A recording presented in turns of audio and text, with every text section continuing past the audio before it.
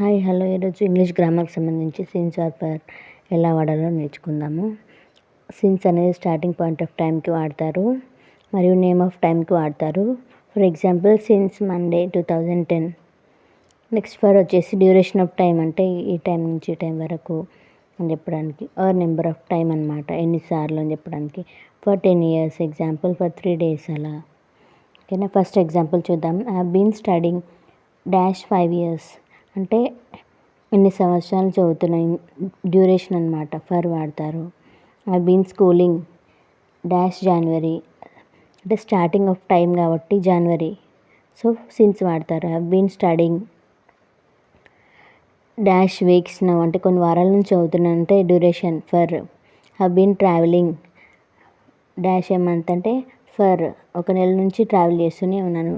He's been here 20 years అంటే ఇంత period of time, duration of time, for. I have known her dash decades కొన్ని సంవత్సరాల నుంచి తెలుసు నాకు, for, duration of time. I have known her starting point of time, since.